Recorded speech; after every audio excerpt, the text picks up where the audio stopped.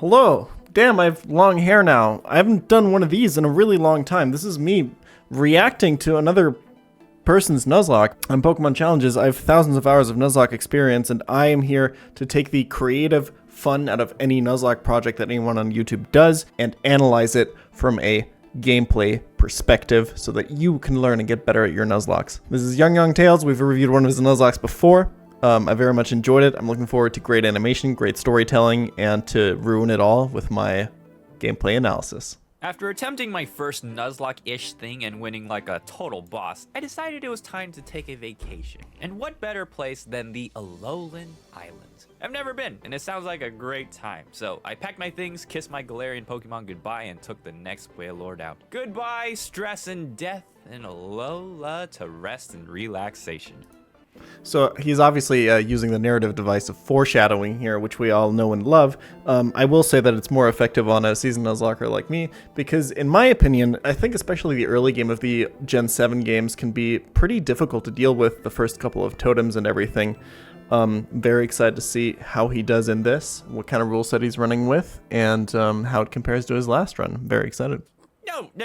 There is no way I'm going to subject myself to that again. You'll get a chance to capture a very powerful bug Pokemon if you do. Now hang on, that's interesting. Okay, fine, but I'm not taking the seal. Let's go, Drupal. And with that... Alright, so it seems like we're doing another bug-only Nuzlocke, which I'm very excited for. This region has some pretty interesting bug types to show for.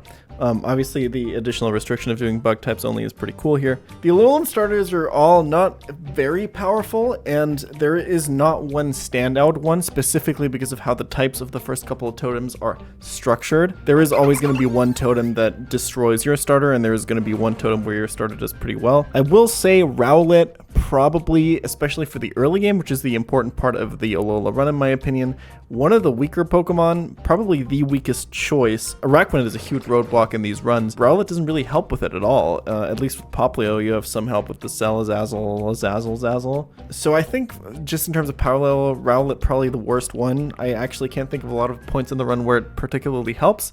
I would probably, out of all of them, recommend Popplio, to be honest. Although the fire type is always a good choice as well. But that's just more restrictions for him. That's just more difficulty. I'm very excited to see especially the fire totem in this run. Already, my team was looking pretty good. We got Drupal the Rowlet, Grubhub the Grubbin, Lenny the Ladybug, and Harry the Caterpie. Riding high. Why did his Caterpie look like that? Wait, did it look like the... Lenny the Ladybug? It's a Yu-Gi-Oh reference. I got that one. Anyway, these Pokemon are all pretty garbage in the early game. I can't swear in the first couple of minutes. It's fine.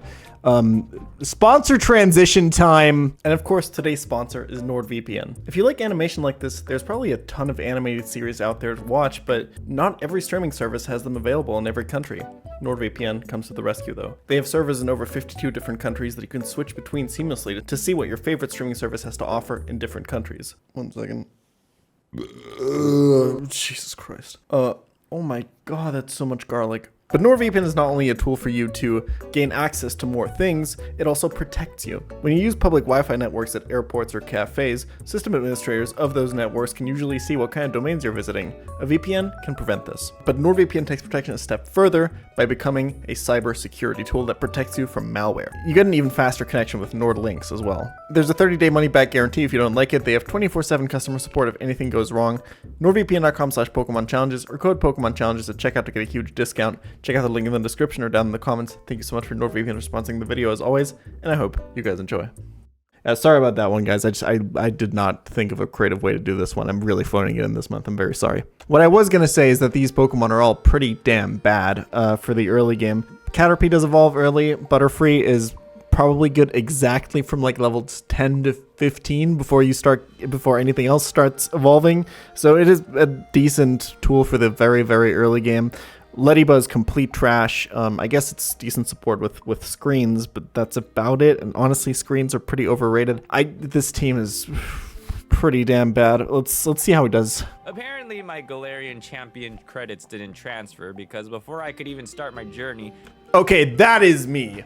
I rewatched the last video. There was one where I wasn't sure, but that one's very clearly me. I'm not. This is all right. Nice. No, thank you. Shout out Young. I appreciate I like that I've become this figure in the community where it's gone from like, ooh, could this be me, to like, it's almost like the creators preemptively mention me because they fear their reaction. Very nice. I like it. But before I could leave, the principal calls me to her office. Come on in. I hear you've been picking on little children and their Pokemon. I am a little bit shook by the voice. Emily, what are you doing here? Silence, punk! Now get wrecked! She challenges me to a Pokemon battle using only one Pokemon. Except this one Pokemon was like the worst matchup possible. A Litten. Not only was the Litten strong against Dwoople, but also against every single member of my team. It was an absolute bloodbath. And all that was left was the smell of charred bugs and barbecued chicken. Yeah, the early game of this game is really brutal. Especially if you play with level caps. Dude, you just do not catch a break until like after the 4th totem in this game. It's actually really crazy. Even this battle is just so difficult if you don't get the right encounters. Depending on what encounter rules you play with in Alola, because it can get weird, because technically everything is just one route. By some rules, you only have like 2 Pokemon for this fight, and her starter beats your starter, and you're just screwed, right? And the problem is resetting these games sucks so much because there's so much dialogue. My journey was over before it even began. Rip, my friend. At a school. So there you have it, everyone. That was my long overdue Pokemon Ultra Moon Nuzlocke. Thank you. Don't forget to like and subscribe. Thank you. Comment. Wow, what an amazing video. Best video of the year, honestly. Thank you. Buy that merch, roll the credits, and I'll see you in another 3 months. I'll see you later. Don't say anything. Come on, Popsicle. I actually wanted you the entire time. Anyway, Very good choice. Actually, welcome to my blind Pokemon Ultra Sun Nuzlocke. Actually, very strategic choice to pick the Poplio here, because now the principal is going to have the grass starter, which is going to be weak to all the bug types you'll be picking up. He's learning. Very, very good. I actually am a huge fan of that choice. That actually very much excites me. Yeah, speaking of this game being really repetitive and having a lot of dialogue, when you reset, I skipped through all the story stuff that he went over in his video and went right back to the next attempt. Sorry about that. Pushed him in our first battle, obviously. And then I finally get my revenge on Emily, which brings us to full circle. So that was really cute, the way he used the animation where he used the Metapod as the fucking... We're 3 minutes into this video, okay? I need to stop fucking pausing this shit. Jesus Christ. Come.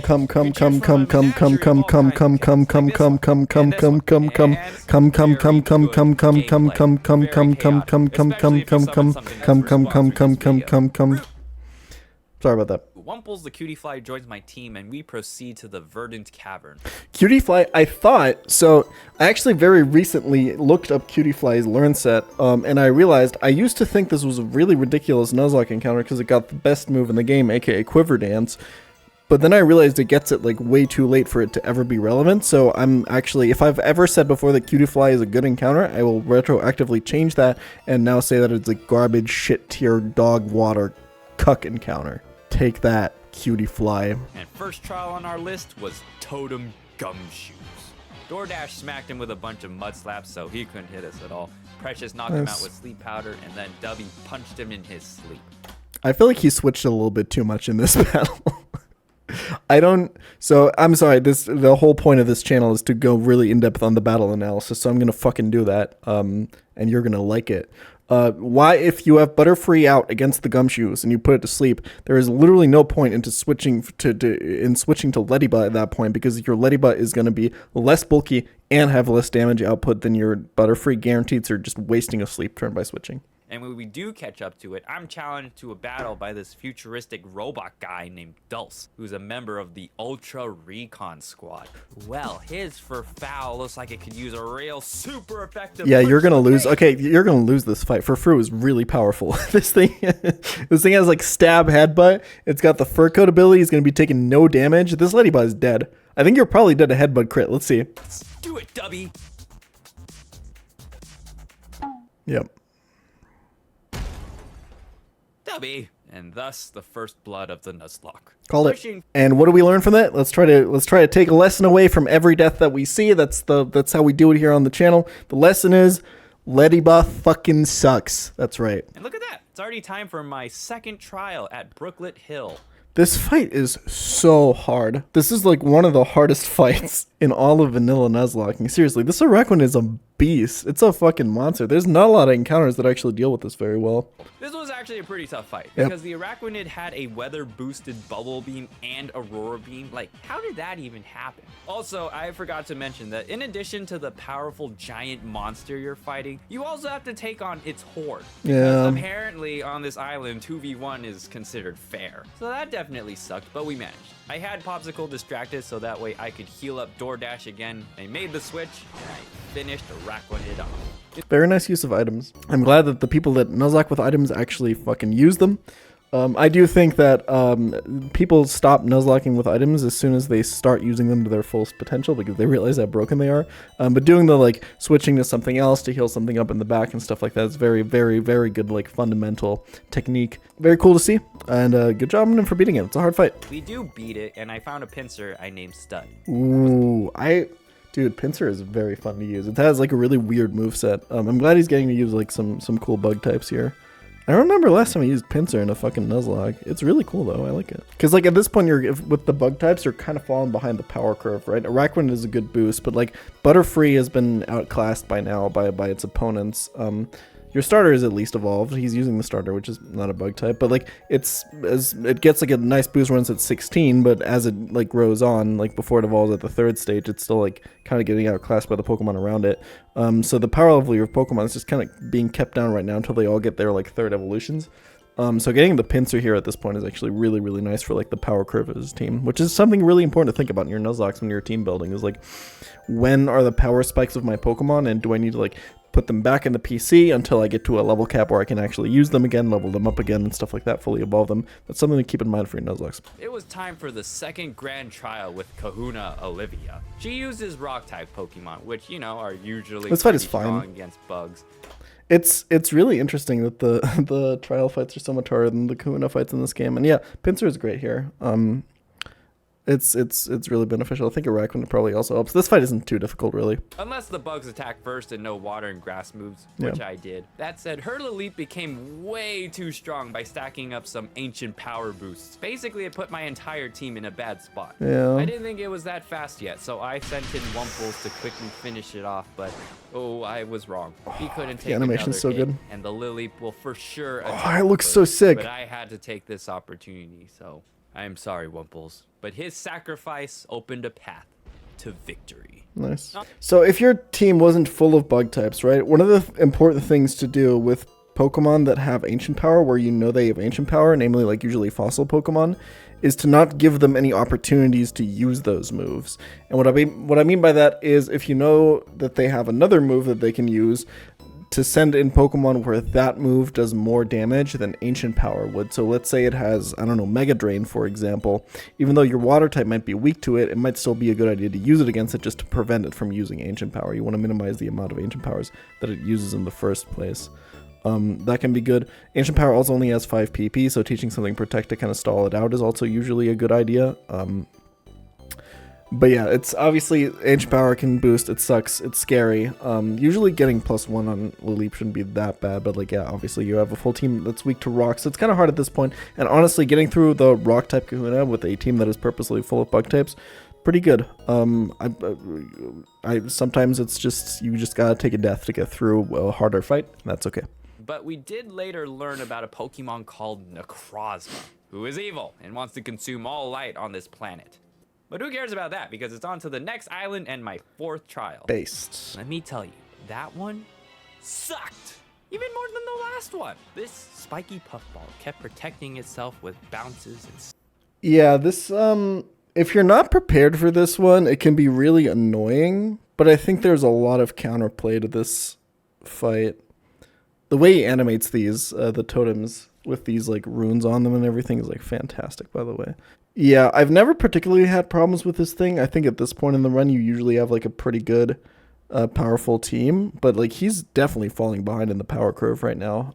So I can understand why this gave him trouble. Spiky shields while his buddy Skarmory spams Yeah. spikes and torment. The only super effective moves I had was Stud's Brick Break, but he could probably get one shot by a bounce and DoorDash's Dig, which Yeah, if you're like prepared for it, right, you can just teach something protect. I'm pretty sure you have access to the protect team at this point. I'm almost 99% sure. So obviously if you're prepared for it, that's like a good way to do it. But yeah, the fact that the bounce kind of hits everything that he has super effectively is really scary. Although I think Pinsir wouldn't get one shot. Pinsir is pretty bulky, and I don't think the physical attack is that high.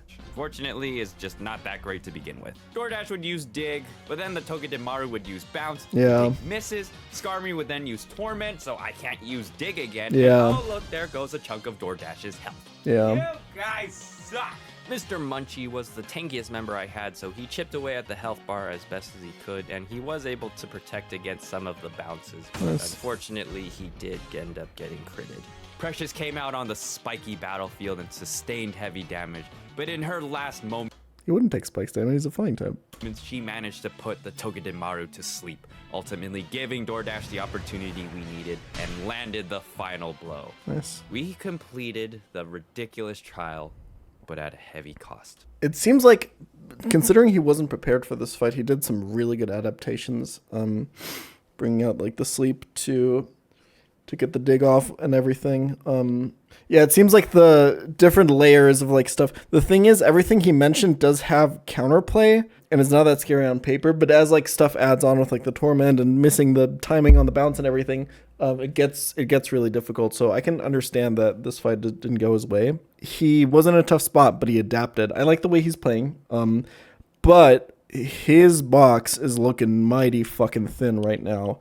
This is becoming a problem, but I do think he can get some more encounters, but things are starting to look pretty scary for him. It's an island of death and anguish. Precious and Mr. Munchie.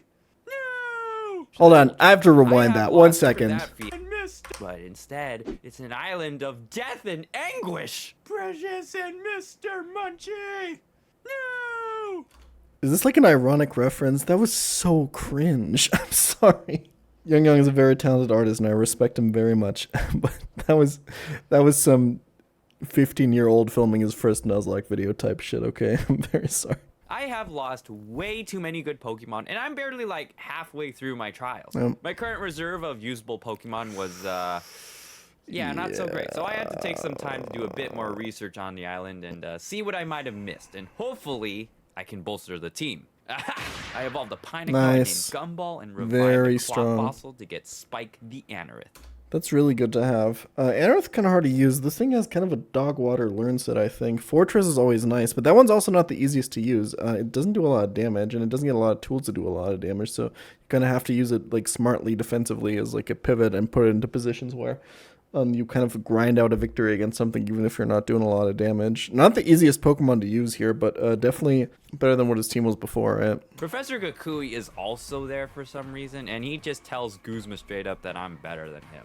I mean, hey. So understandably, Guzma disagreed, and he challenged me. I'm gonna order food real quick. 1 second. Wah,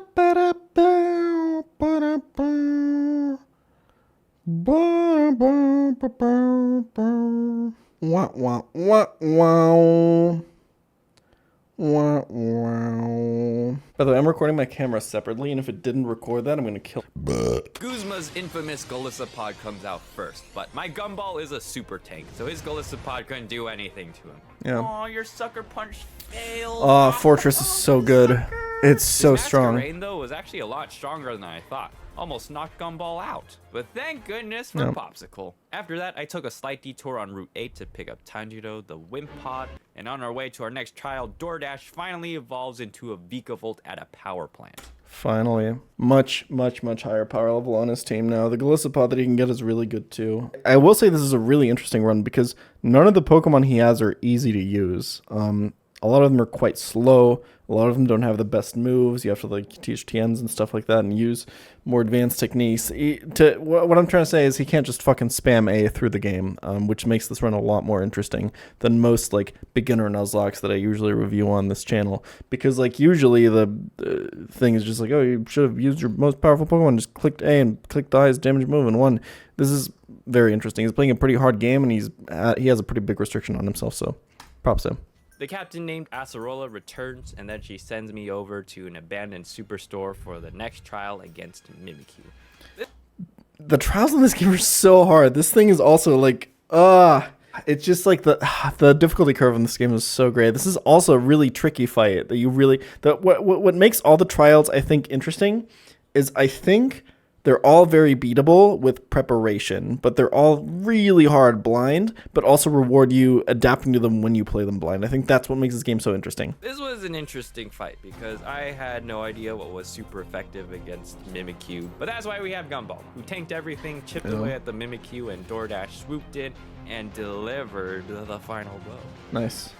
One of the things to note here is for someone playing blind, if you play a game blind, if you don't know what's ahead, if you're not looking at enemy teams and stuff like that, defensive teams are always going to be better than offensive teams, and so something like a fortress is going to work a lot better because you have more time, more turns, and more resources to kind of figure out what your opponents are throwing at you and figure out how to adapt to them during the battle. Whereas when you have a very offensive team of like glass cannons, sure, you can one-shot stuff, but as soon as something has something that you're not prepared for, the punishment for being unprepared is a lot higher than with a defensive team, right? I think we can see that here. En route to Po Town on Route 16, I caught a Rabombi and named it Pollen. Now, before any of you start writing in the comments, "Whoa, John, that's cheating because you already caught one, man. You're a monster." I caught its pre-evolution, all right? You don't have to justify this. Nobody cares. Okay. Well, no, people do care, but those people are cringe. Nobody who matters cares, okay? That's the important part. I think we're at the point where we've created a pretty good culture around people just playing with their own Nuzlocke rules and nobody caring about it. And not to toot my own horn, but I feel like I've done a decent contribution to that.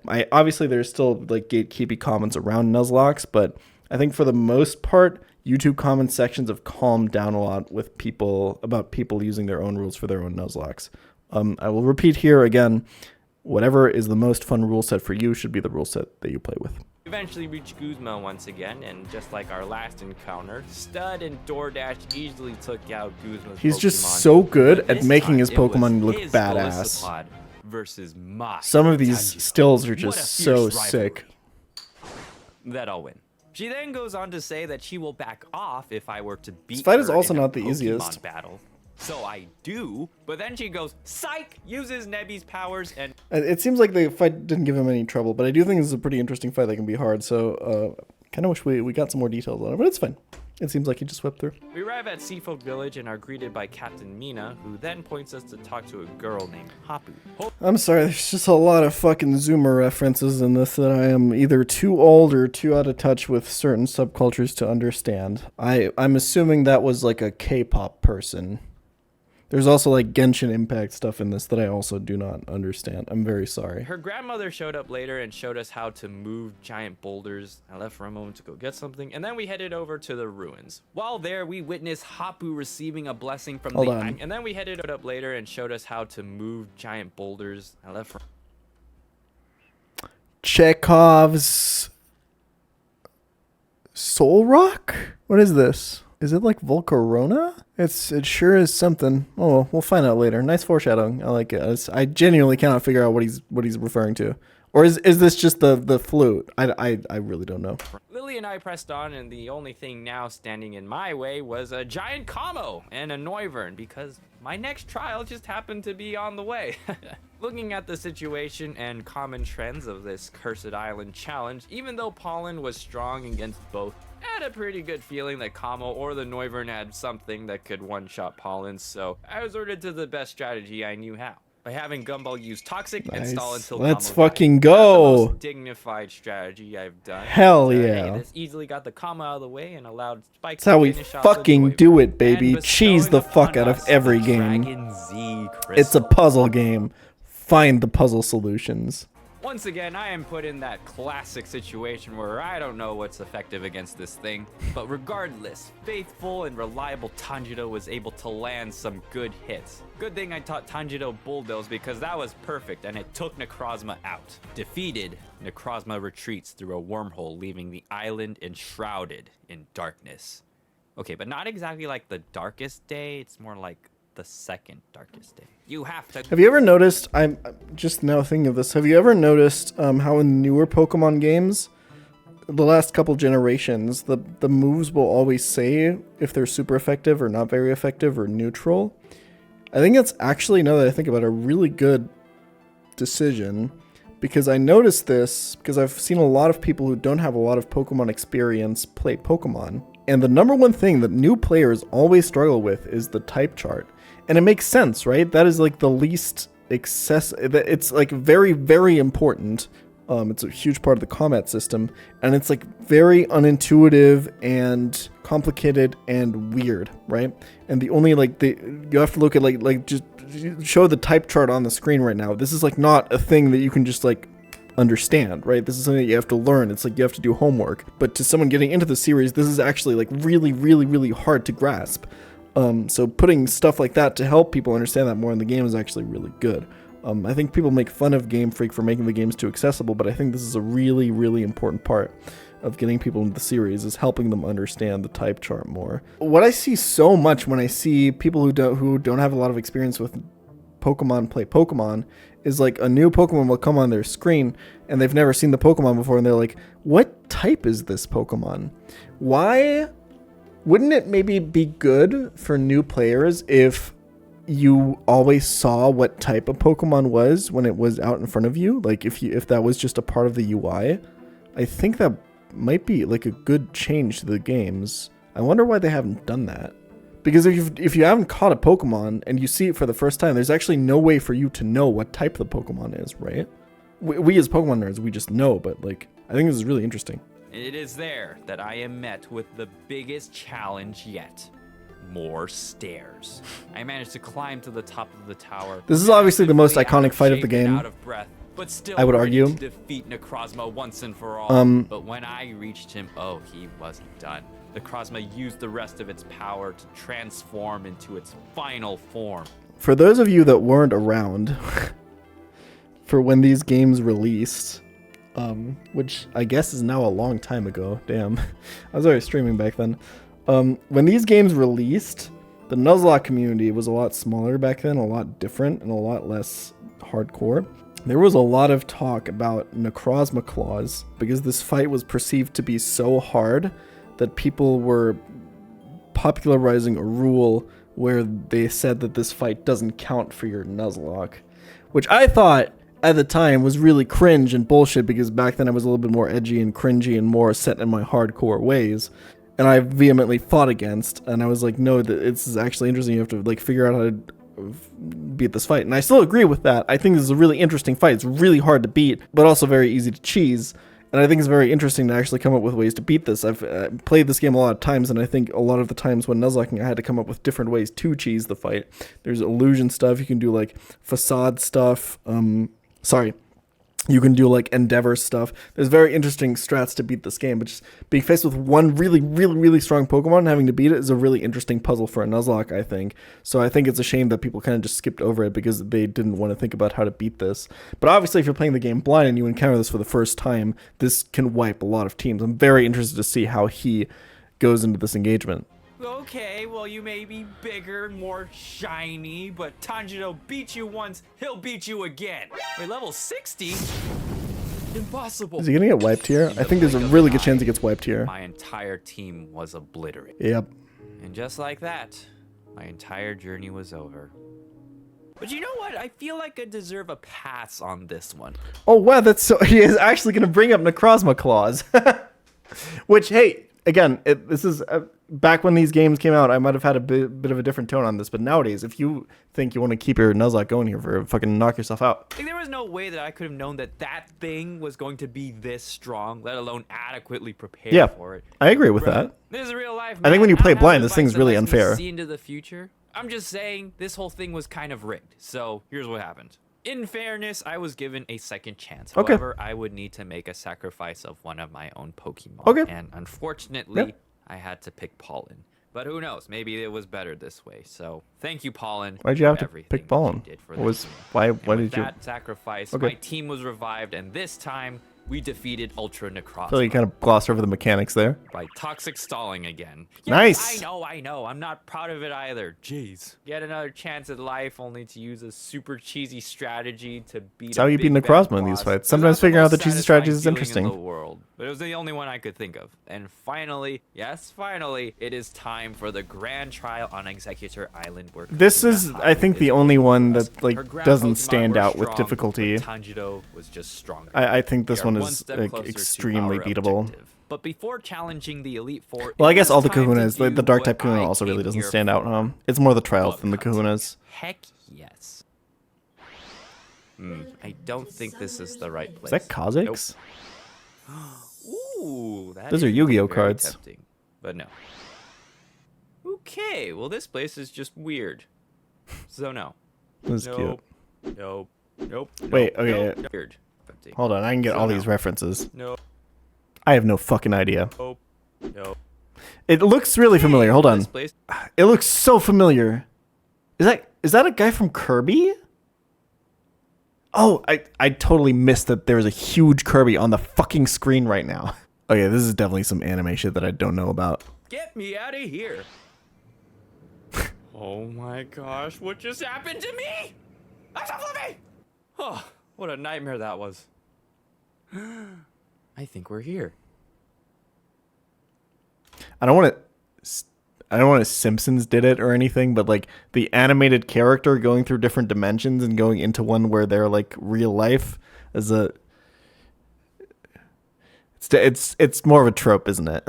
The moment we've all been training for is So that was a cool montage. We have lost a lot of good members to bring us to where we are now, but all we can do is make them proud by what we do next. Some of you haven't been with us long, but in this the Elite Four in this game, I think, is definitely not as hard as the rest. Is a team of champions. It's not the easiest Elite Four ever, but it's definitely very beatable. Very beatable. First of the Elite Four was Malane and a team full of Steel-type Pokemon. Now, Fire types would absolutely be perfect here, but for the longest time, I just didn't have one. Until now. Enter Solar, the Volcarona. Oh, it was a Volcarona. I didn't know you could get one in this game. Wait, what? And let me tell you, she was just a true powerhouse. I did not know about this. Pokemon didn't stand a chance. Olivia was the next Elite Four member, and she came back with vengeance with her rock Pokemon. Specifically her Yeah, this one's gonna be harder. But say hello to my second newest member, Escanor. Oh, hell yeah, you actually got it. Your rock will crush me? Who decided that? Nice. Now, die. This is super sick. Acerola Very was cool. the next member with Ghost Pokemon. And technically I didn't have anyone that was super effective against her Pokemon, but when in doubt, just hit them really hard. And Solar once again came out. Yeah, and Volcarona is stacked obviously a quick ridiculous dance and sent Pokemon. those Ghost Pokemon So back strong. to the Shadow Realm. I genuinely didn't know that you could is? get this in this game. Smell of victory. When I reached the top of the mountain, Professor Kukui was there to greet me. As the man that set up Alola's first Pokemon, This is a he very, wanted to very witness beatable and champion crown the fight. very first I don't think he's gonna have champion any of the issues. Alolan region. And who could have guessed that the final battle, the one to decide it all, would be between me and none other than my rival, Jagger Jimbob Jow. And I wouldn't have it any other way. Oh, it's gonna be the credit sequence. This is so cute. A lot of this video is obviously just about like making really cool animations out of these fights, which I very much appreciate. Oh, it's so sick. Jesus Christ. Yeah, this is kind of what we all came for, isn't it? Pretty OP team at the end. Very happy. He fought really well. A lot of these fights, he adapted so well, and he was like able to make sacrifices and strategic plays and stuff like that. And he brought himself back, even though he was very low. This is a very, very entertaining run with great restrictions. He did super well for himself, and the animation was fantastic. Very happy with what I saw. It feels like everyone's getting pretty good at Nuzlocks. I don't have a lot of like funny misplays to criticize anymore these days. Although with a highly edited run like this, there's obviously a lot to leave out. I didn't have, yeah, but pretty great. I think all the struggles that he had were mostly because he was unprepared for fights, which is understandable if you're playing blind. What a great run! I think what he's especially good at is like creatively animating the Pokemon in a way that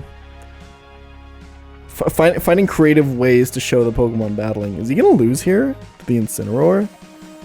There's no way. Okay, he's got it. Had me doubting there for a second, but come on. They really went all out on this one. Jesus Christ. It's a whole ass anime scene. Yeah, alright, this is pretty good. Anyway, thanks for watching the video. I really appreciate it. We haven't done one of these in a while. It's been fun. Subscribe if you liked it, okay? I'll see you guys next time. And I guess I'll leave you with the final shot. Goodbye.